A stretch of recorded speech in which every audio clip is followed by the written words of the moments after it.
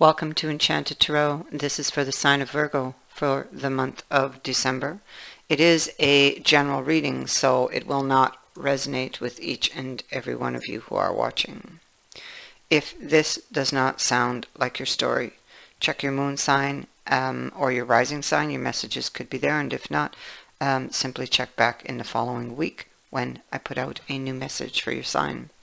And so with regards to this situation, I have drawn the lessons here in the past, the current lesson, and a long-range future lesson that could be, may or may not be part of this situation, okay? Or it could be that this is just a small piece of the puzzle. Anyway, let's do this, and then we're going to go here. And because these lessons can help you to become aware of what you should have been learning or needed to learn, which could greatly change your direction, your situation, all right? So I hope you will stick around to hear the lessons. What I have here is a couple, the Lady of Wisdom and the Lord of Wisdom. He does not seem to be paying any attention to her, and she is looking to the past, unable to focus on anything. You see, he's paying attention to his book. She has a book, yes, but she's unable to focus upon it. There's something that is bothering her from the past, so what we have here is he may have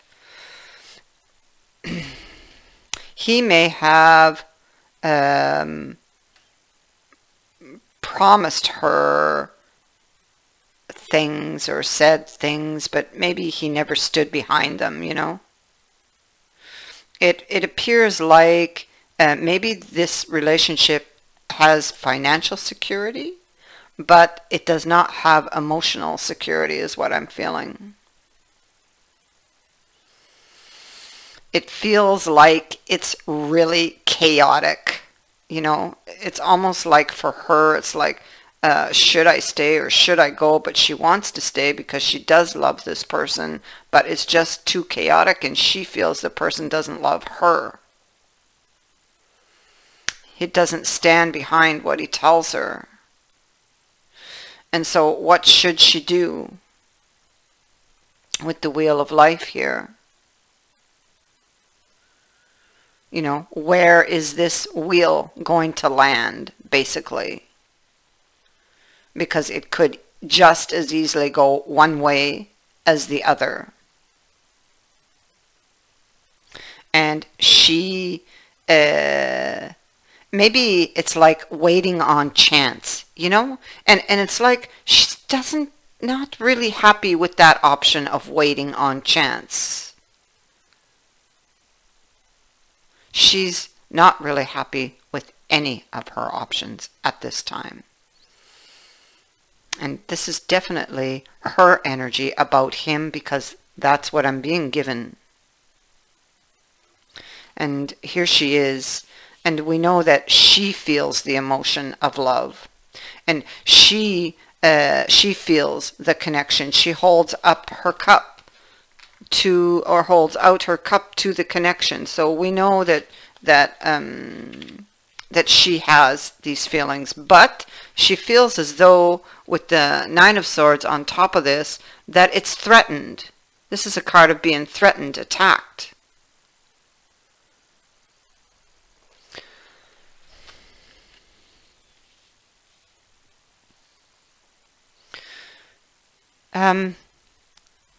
So here we have her looking back to the past. So there's a situation that did occur, possibly a deception, or someone cheated, or there was that suspicion that happened, that is causing her this heartbreak and this disappointment, and has put her in this position where her connection feels threatened, her connection to the king. And so she's in a lot of pain and heartbreak. She doesn't know how to get out of this situation.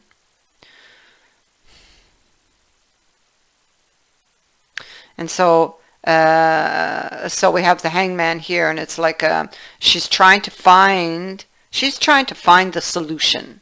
Okay, it feels like he's not doing much, but it feels like she's trying to find a solution. He's busy with other things. She wants to change this situation. She's waiting. And perhaps she's waiting on chance, but chance doesn't seem to be working for her right now. And it's like, how can I fix things? How can I make things better? How can I get my desired outcome? So here on this card of the Endura, it is a battle between the light and the dark. Trying to find a new way, a new approach that might possibly tip the scales in her favor. And for this, it could possibly require a sacrifice of her. But at what cost?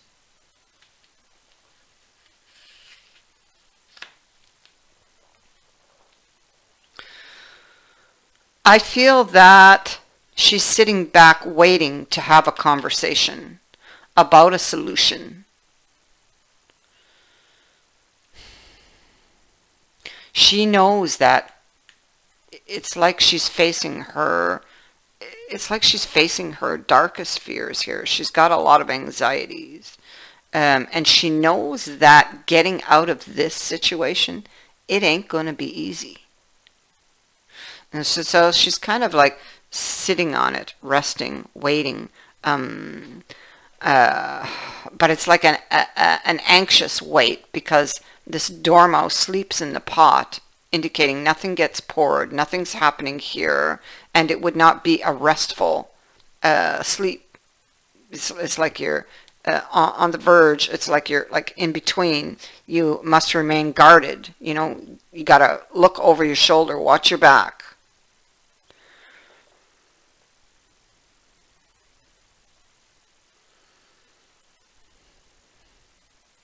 She doesn't have all of the information, you know. Here we have the Lady Wisdom, not to be confused with the Lady of Wisdom. The Lady Wisdom is the High Priestess. And we do have her twice in the future. And this is like not having enough information, so one kind of plays their cards close to their chest. Okay? Not having enough information, I feel, to speak up, to maybe call someone to account on something. Even there's like on this king, he's like pointing his finger, you know, but he doesn't want to fight, so it's like calmly warning somebody, you know.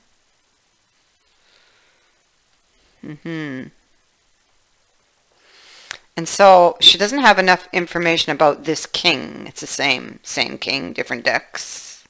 And she's assessing, because she really does desire to find the solution, to fix things. But what will be the cost? Is it worth? Is it worth it for me to put more time and more effort into something that's just not moving, that's not growing, that has gone cold, that feels empty, where I don't feel like I'm at home? Feeling like a stranger perhaps in my own home. The communication could be stagnant.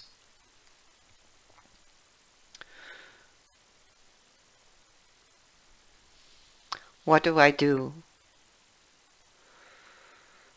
Do I take a risk, a gamble, and have that conversation.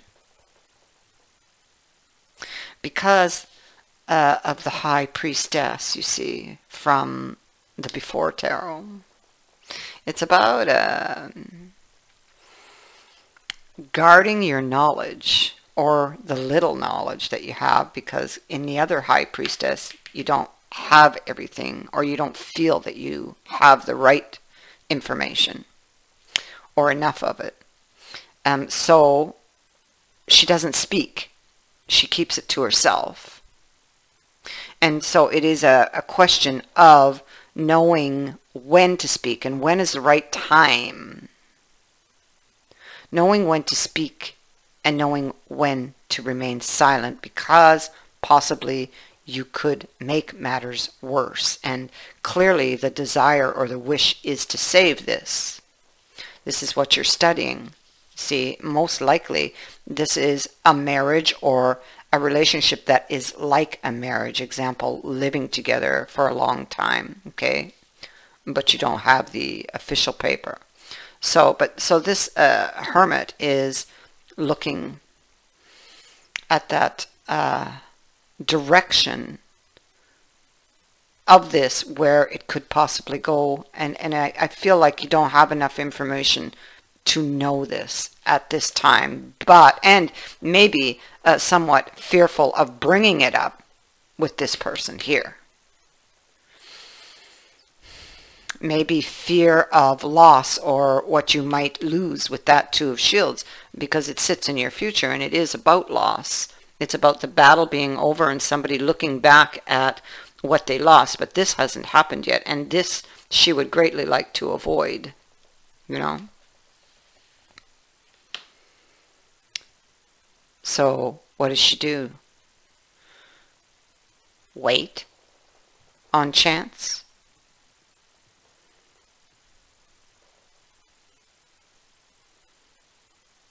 Or take a risk?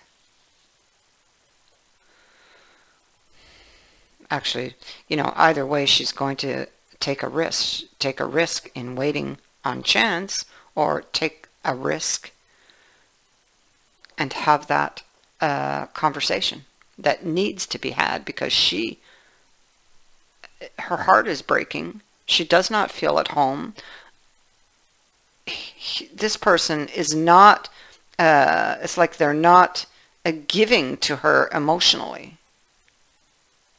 They're wrapped up in many other things that they're doing. And so she's feeling very much alone and lonely. There's uncertainty here about the future. Also, she is stuck emotionally on something that happened in the past. The cards are saying, yeah, these are basically saying the same as what I see here. Trying to figure out my next move, looking at all of the details having to do with this person. There's a lot of memories, both good and bad, that may overwhelm her at this time.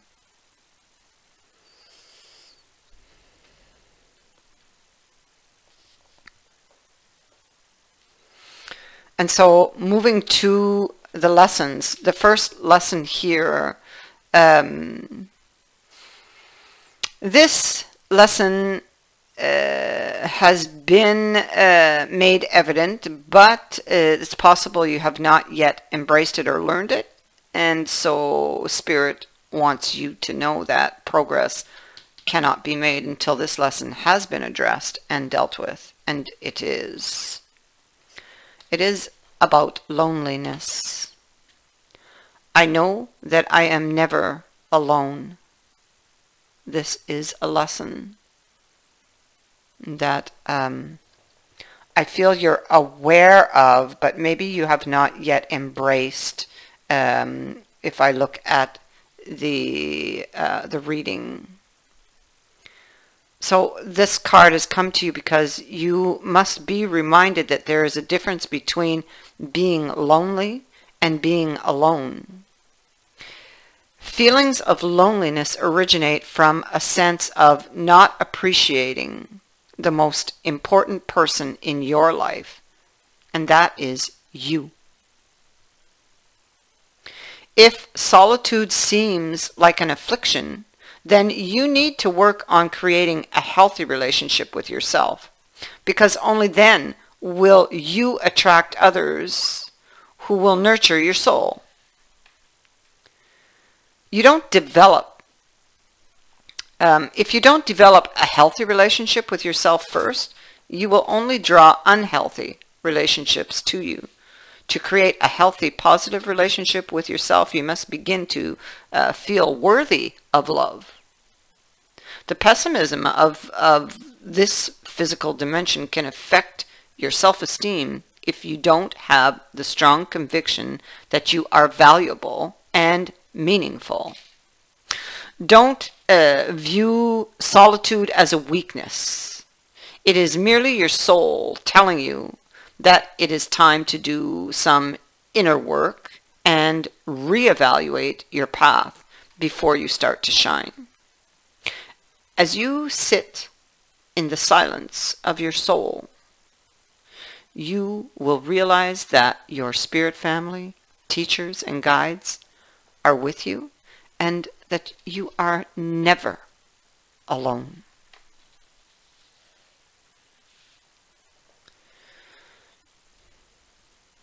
The next lesson here, it represents the current energy that is present, whether you're aware of it or not.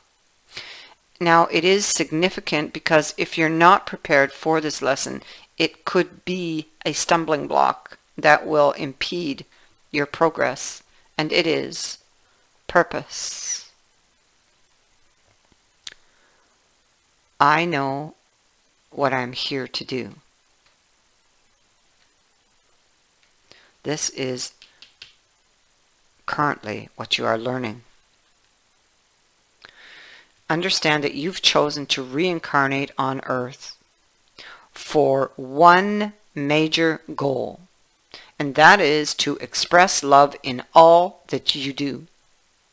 The obstacles of this physical dimension can distract you from that goal, and it is very easy, thus, to lose your way.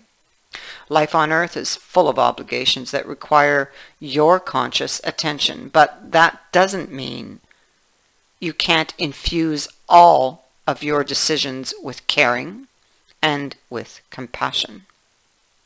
Your purpose in life is not your career. Rather, your career is guided by your purpose. What activities speak to your soul? What brings you joy? That is the direction your soul is calling you towards to best convey your own unique expression of love and make a contribution to the world. If you're not happy with your current circumstances, then that is your soul telling you that there is a better way to manifest your own distinct gifts. Listen to your intuition. It is your connection to spirit, and it is the voice of your soul. Now, the final lesson here, this suggests what long-range lesson is to be learned. Now, like I said earlier, it may relate to the situation at hand, or it could be an ultimate life lesson of which this situation is actually just a very small piece of the puzzle. And it is death. Bring that in for you. I am learning that endings are merely beginnings. You see, death is an illusion. It's a fact of life that the human body we use to travel the earth must eventually stop working. It's not meant to exist forever. The energy and consciousness that inhabited that body is free and returns to its natural home, but it never abandons us. Learn to view death as merely a change, and everything must change because stagnancy extinguishes progress. The same is true for a relationship or a career. A soul lesson may be completed, and it is time to move beyond this point of familiarity and expand into new horizons of learning and development. This is a wonderful opportunity to thank those other souls in your life who have shared part of your path and who have taught you so much.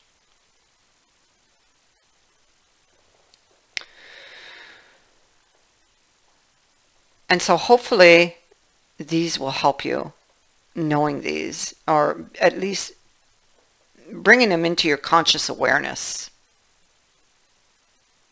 will help you or help guide you with regards to this situation and the journey.